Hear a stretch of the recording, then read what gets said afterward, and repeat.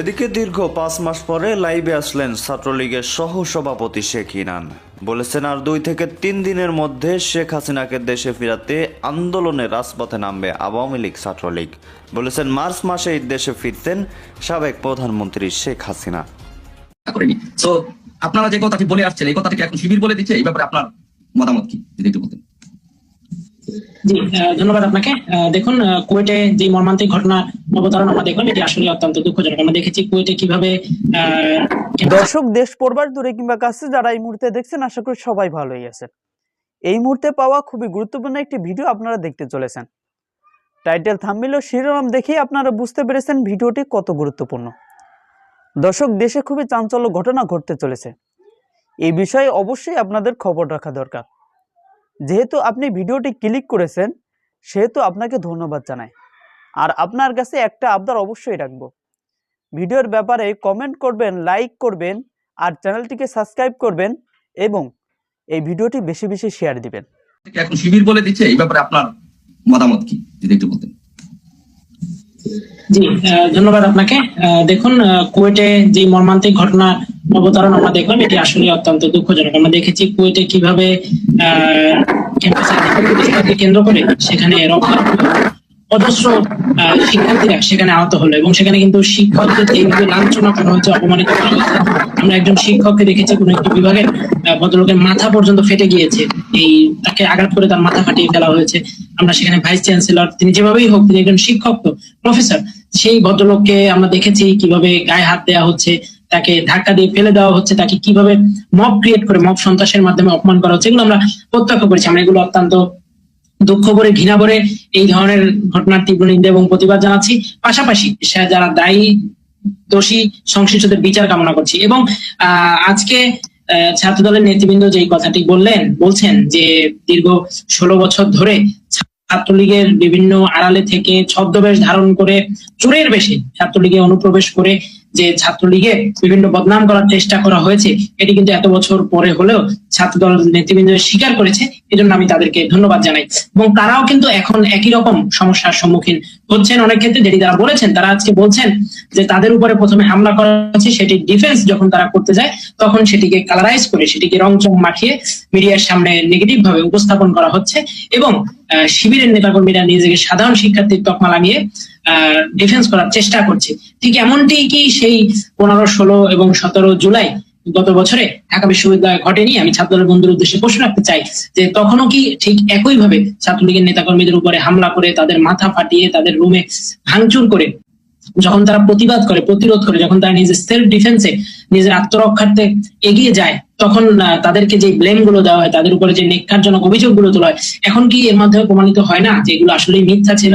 এখন কি জাতির কাছে পরিষ্কার না? আমরা বিশ্বাস করি এগুলো পরিষ্কার। এবং বিগত 16 বছর ধরে বিভিন্ন সময়, এখন আমরা দেখছি খুব লজ্জার সাথে, আমার খুব লজ্জা হয় দেখতে যে বিভিন্ন সময় বিভিন্ন ভাবে একটি সংগঠনের নেতারা কিভাবে এটি বলে যে আমাদের স্ট্র্যাটেজি ছিল ছাত্রলীগের মধ্যে ঘাপটি মেরে বসে থাকা, ছাত্রলীগের মধ্যে চুপ করে বসে থাকা, ছাত্রলীগের মধ্যে নিজেদের স্যাবোটেজ ঘটিয়ে পরিস্থিতি ঘোলাটে করা, ছাত্রলীগের মধ্যে অনুপ্রবেশ করে, ছাত্রলীগ ইউজ করে ছাত্রলীগের বদনাম করা, বিভিন্ন সময় বিভিন্ন কর্মসূচিতে প্রোগ্রামে হেলমেট পরে আড়ালে থেকে কিভাবে সংঘর্ষে উস্কে দেওয়া যায় কিংবা সংঘর্ষ লাগিয়ে দেওয়া যায় সেই চেষ্টা করে। এই জিনিসগুলো কিন্তু এখন তারা খোলামেলা বলছেন, খোলাখুলি বলছেন। তো এর থেকে লজ্জাজনক, নিকৃষ্টজনক, দুঃখজনক আমার কাছে আর কিছু হতে পারে না যে একটি ছাত্র সংগঠন তার নিজস্ব স্বতন্ত্র সক্রিয়তা নিয়ে কাজ করবে। সে যত দুঃসময়ের মধ্যে দিয়ে যাক, ভালো সময়ের মধ্যে যাক, সে তার নিজের আপন আলোয় আলোকিত হবে। সে কেন অন্যের আলোর ছায়াতলে নিজেকে রেখে সেই আলোকেই নিভিয়ে দেওয়ার চেষ্টা করবে? এটি কোন ধরনের ঘৃণ্য অপচেষ্টা? আমরা এই ধরনের নেককারজনক এবং খুবই দুঃখজনক এবং হাইড অ্যান্ড সিক পলিটিক্স এর তীব্র নিন্দা জানাই। এবং এটি কখনোই আসলে বাংলাদেশের ছাত্র সমাজ মোটা দাগে গ্রহণ করেনি, এটি এখনো করছে না এবং সামনের দিনেও করবে না। এবং এটি করে না বলেই, এটি গ্রহণযোগ্য নয় বলেই তাদেরকে বিভিন্ন দলের আড়ালে গিয়ে লুকোচুপি করে পলাপলি খেলে ছাত্র রাজনীতি কন্টিনিউ করতে হয়, যেটি অত্যন্ত আসলে দুঃখজনক এবং লজ্জাজনক। যে ইনান, আরেকটি বিষয় যে বুয়েটে যে আবরার ফাহাদকে হত্যা করা হয়েছে, যে আপনারা কি মনে করেন যে পরিকল্পিতভাবে ছাত্রলীগকে স্টিগমাটাইজ করার জন্য, ছাত্রলীগকে ব্লেম করার জন্য পরিকল্পিতভাবে আবরার ফাহাদকে হত্যা করা হয়েছে? কিভাবে বুয়েটে ছাত্রলীগ তো এই রাজনীতির সাথে, হত্যা বা খুনের রাজনীতির সাথে ছাত্রলীগের ইতিহাস যদি দেখেন জড়িত না, তাহলে কিভাবে বুয়েটে আবরার ফাহাদের মতো একজন লোককে কিভাবে খুন করা হলো? এটাকে আপনারা মনে করেন যে একইভাবে ছাত্র শিবির বা ওইখানে ঢুকে গিয়ে ছাত্রলীগকে বিতর্কিত করার জন্য এই কাজটি করেছে? জি, দেখুন, আবরার ফাহাদের যে মৃত্যু হয়েছিল সেটি অত্যন্ত দুঃখজনক একটি ঘটনা ছিল। কোনো শিক্ষার্থী কেন, কোনো মানুষের অস্বাভাবিক মৃত্যুই আমাদের কাছে কাম্য নয়। বাংলা ছাত্রলীগ সবসময় শিক্ষা, শান্তি এবং প্রগতির পতাকা ধারণ করে একটি আইনের শাসন ভিত্তিক যে রাষ্ট্র ব্যবস্থা, সেই রাষ্ট্র ব্যবস্থা প্রতিষ্ঠায় বদ্ধপরিকর এবং দৃঢ়ভাবে প্রতিজ্ঞ। আমরা কখনোই চাই না দেশের কোনো শিক্ষা প্রতিষ্ঠানে পরিবেশ বিনষ্ট হবে, পরিবেশ নষ্ট হবে। এবং এই শিক্ষাটি আমাদেরকে দিয়েছেন বঙ্গবন্ধু কন্যা দেশরত্ন শেখ হাসিনা। তিনিই কিন্তু একসময় ছাত্রদের হাতে যেই শিক্ষাঙ্গন ৭৫ পরবর্তী সময় আমাদের যে শিক্ষাঙ্গন গুলো দানবীয় অস্ত্রালয়ে পরিণত হয়েছিল, বঙ্গবন্ধু কন্যা শেখ হাসিনাই কিন্তু পুনরায় শিক্ষার্থীদের হাতে বই, খাতা, কাগজ, কলম তুলে দিয়ে সেগুলোকে মানবিক বিদ্যালয় রূপান্তরের চেষ্টা করেছিলেন। এবং তিনি ২০০৮-এ যখন রাষ্ট্র পরিচালনার দায়িত্বে আসেন, এরপর থেকে তিনি সেক্ষেত্রে সফল হয়েছেন। আমরা বিগত সময় শুনেছি এটি এখন ইতিহাসের অংশে শেখ হাসিনা পরিণত করেছিলেন। বাংলাদেশে যে সেশন জট, যে 4 বছর অনার্স কোর্স সম্পন্ন করতে অনেক সময় 7 বছর 8 বছর লেগে গিয়েছে। সালাদ ভাই, আপনি নিশ্চয়ই এই ধরনের সময় পার করে এসেছেন, আপনি এগুলো আরো ভালো বলতে পারবেন। তো সেই জায়গা থেকে কিন্তু বঙ্গবন্ধু কন্যা শেখ হাসিনা এই দেশকে, দেশের শিক্ষা প্রতিষ্ঠানগুলোকে বের করে এনেছেন। দেশে কোনো সেশন জট ছিল না।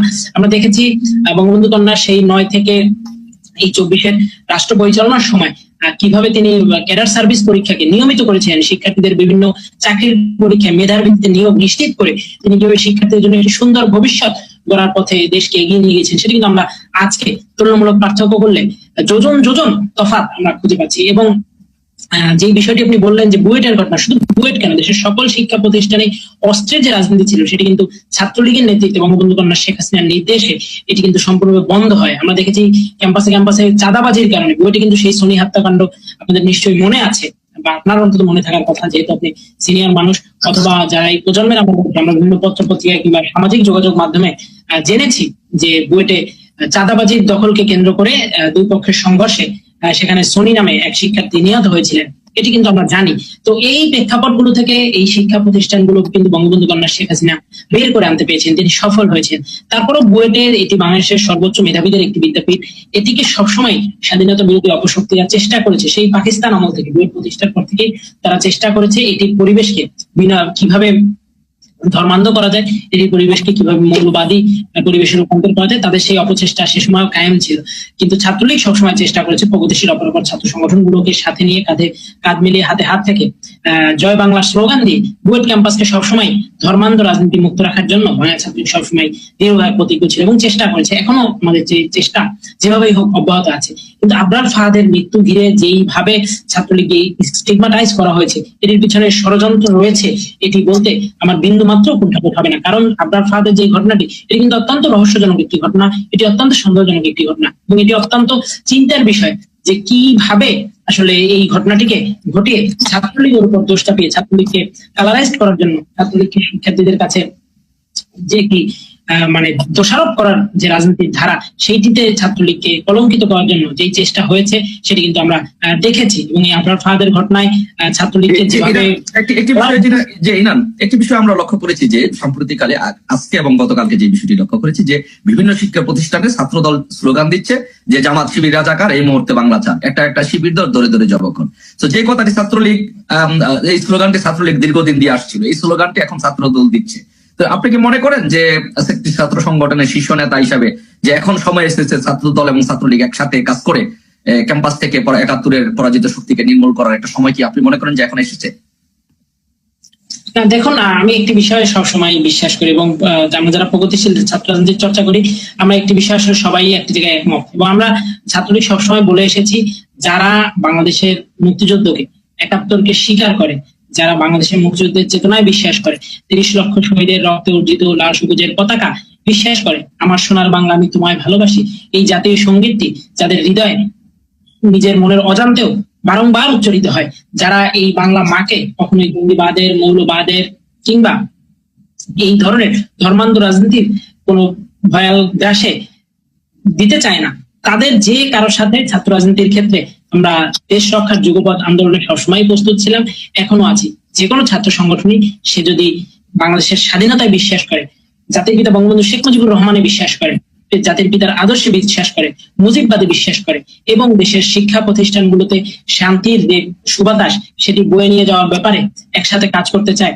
সেক্ষেত্রে তো আমাদের কখনোই আপত্তি ছিল না, সেটি এখনো নেই। আমরা সবসময় বিশ্বাস করি প্রগতিশীল ধারার সকল ছাত্র সংগঠন মিলে এই দেশে সকল গণতন্ত্র রক্ষার আন্দোলন সফলভাবে সম্পন্ন করেছে, এদেশে ৭১কে রক্ষার যেই চেতনা, যে আন্দোলন, সেটিতে সফল হয়েছে।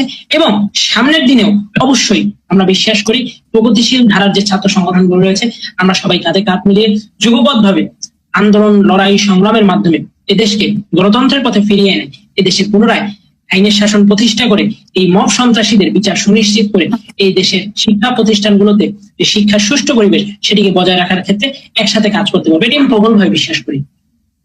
জি, ধন্যবাদ ওয়ালিয়াস ইনান, আপনাকে অসংখ্য ধন্যবাদ। আপনারা আপনাদের সংগঠন শক্তিশালী করা এবং আপনাদের সংগঠনের যে ইমেজ, সেই ইমেজ আপনারা বলতে পারেন যে প্রগতিশীল ধারার সকল ছাত্র সংগঠন একটু প্রশ্নের সম্মুখীন হয়েছে।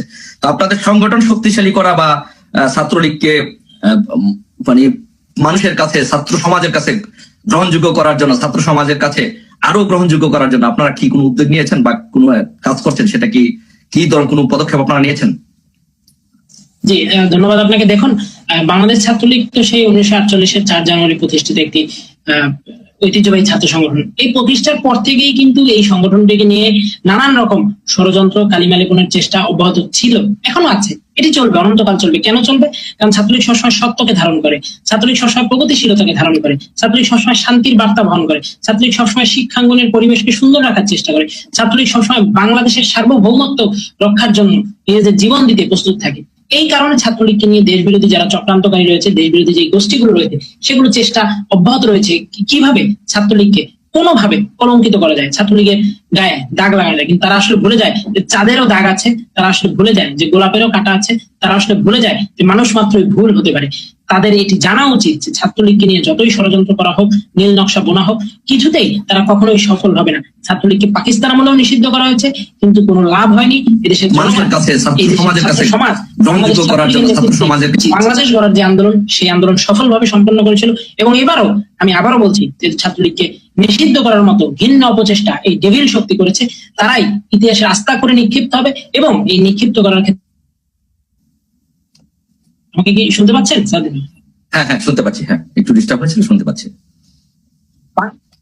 এবং এই সুন্দর আগামীর বাংলাদেশ গড়ার ক্ষেত্রে, ডেভিল মুক্ত বাংলাদেশ গড়ার ক্ষেত্রে বাংলাদেশ ছাত্রলীগ যে নেতৃত্ব দেবে, সেই নেতৃত্বে বাংলার ছাত্র সমাজ, বাংলার আপামর জনসাধারণ অবশ্যই ঐক্যবদ্ধ হয়ে এই দেশকে পুনরায় গণতন্ত্রের পথে নিয়ে আসবে। এবং যে বিষয়টি আপনি বলছিলেন যে ছাত্রলীগের ইমেজ, দেখুন, ছাত্রলীগকে বিভিন্নভাবে কলঙ্কিত করার, ছাত্রলীগকে বিভিন্নভাবে দোষারোপ করার একটি সংস্কৃতি আমরা পরিলক্ষিত করেছি। এবং এখন কিন্তু আমরা অনেক ক্ষেত্রে দেখতে পাচ্ছি ছাত্র দলকে নিয়েও এই ধরনের ঘৃণ্য শুরু হয়েছে। সুতরাং আমরা বলতে চাই যে যেই ছাত্র সংগঠন বা যেই ধর্মান্ধ অপগোষ্ঠী এই ধরনের চেষ্টা অতীতে করেছে, এখনো করছে, এবং প্রগতিশীল ধারায় বিশ্বাসী যে কোনো ছাত্র সংগঠনকে যারা সবসময় ক্যাম্পাস ভিত্তিক ছাত্র রাজনীতি থেকে দূরে দূরে ঠেলে দিতে বদ্ধপরিকর, দিন শেষে তারাই। দর্শক, সম্পূর্ণ ভিডিওটুকু আপনারা দেখলেন।